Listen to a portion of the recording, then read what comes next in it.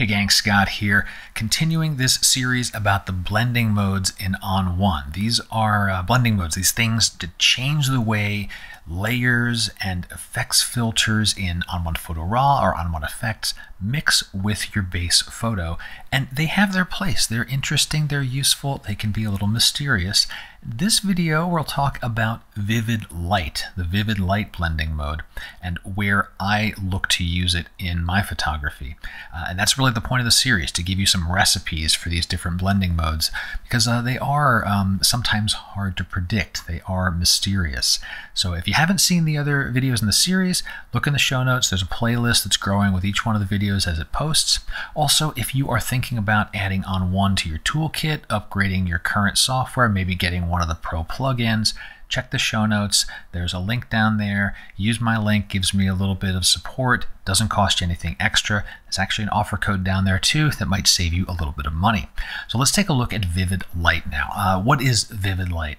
This is another one of the contrast blending modes, and I describe these modes as valley blending modes because they create a valley in your histogram. They push the edges out and create this valley because you're increasing the highlights, you're decreasing, darkening the shadows, and you're left with this valley in the middle. Vivid light is one of the extreme ones, and I'll show you what I mean here when using it in terms of contrast. It tends to be too strong for my tastes for this, but let me illustrate. So here we have this photo, and I'm in ON1 Effects as a plugin. Let me show you the contrast pop I've done in the last couple of videos here, where we add a color enhancer, and we go into the gear menu. We change the blending mode to one of the contrast pops, overlay, soft light. Here's vivid light, gets really extreme, and then we'd be dialing back the strength, and you get this contrast push.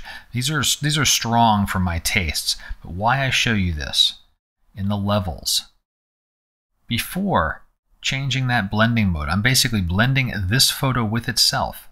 Here's my histogram. I've got a pretty healthy amount of midtones, and then after, they're just crushed. The midtones are crushed and everything goes very dark or very bright. And to compare vivid light, one of the strongest of these contrasts, with, say, overlay, that's middle ground. We see some of that histogram getting flattened out. And then soft light, that's the most gentle of them. And of course we have our opacity sliders and controls and things. But you can see how strong vivid light is. And I tend to not use vivid light for this type of contrast look, or even with my texture blending, because it is a very strong effect. Maybe if you have a very light, nuanced texture, vivid light might be the one to go to if you can't get enough strength out of an overlay blend mode. But where I do like to explore vivid light is with color grading. It just does some interesting things with color grading. And so let's look at an example of that. We can do this directly in Effects. If you want to, you could do this with a color fill layer if you like to use layers and color fills. I'm going to use a photo filter effect. Sometimes it's simpler for me just to stay out of layers. If I can work with effects, I'll work with effects. Let's have a look. First, let's get this color enhancer off the screen here. That is getting difficult to look at. Collapse down our levels.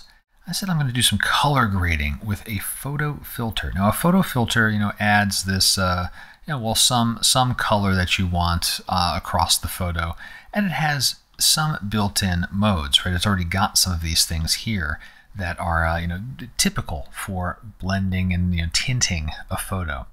Well, let's go ahead and explore the vivid light blending mode and see how, once again, very strong it starts with, but then as you dial back the opacity, you get some just interesting feel. And for this photo, somewhere around here is feeling pretty good. I might go a little less on the opacity and maybe a little deeper on the blue, maybe at a 250-ish hue, and playing with this before that change and after. And so this blue color with clean shadows, we still have access to these additional blending modes. I do tend to prefer clean shadows as the default, keep my blacks more or less pure black, and then let the tint flow through the rest of the photo. But just with vivid light, versus normal. Here's normal, right? And even normal at 100%. Yeah, there's a blue tint there, but it's kind of dull. It's kind of boring, right? It's just, it's meh at best.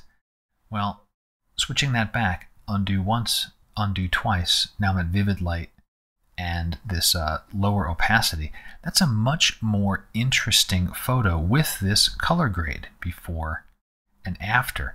And it's a worthwhile one to explore when you're trying to do, for travel photos or maybe for people if you're doing portrait things. For me, it's kind of travel photos where I might want a stylistic look to it, where you are doing color grading, maybe cinematic if it's more like an outdoor type scene, or maybe cobblestone streets or stuff like that. One other thing I'll point out, and this is more just the filter itself, not so much the blending mode, but you can just kind of pop around your color wheel and decide what you like really quickly, just clicking around, lowering it, making things deeper. I want to get like a deeper blue. I'm starting to get into that same realm I ended up landing in. I guess I do kind of like that blue tint there. But if you wanted to go into what's the opposite of this green here, somewhere in the darker purples here, to do something like with your color wheel, you've got one prominent color in the scene and you want to play with it before and after. Vivid light is what's making this really work. Here's normal again, right? That purple, it's kind of just meh. It's not exciting. Vivid light really changes the dynamic. So that's my story for vivid light, and I use it for color grading. You can take a look at it for textures. It does tend to be very strong to start with, so expect you're going to do at least some dialing back on the opacity of whatever layer or effects filter you're using this blending mode for. Hope you found the video useful. Got questions? Go ahead and drop them below. And until next time, my name's Scott Davenport. Have fun.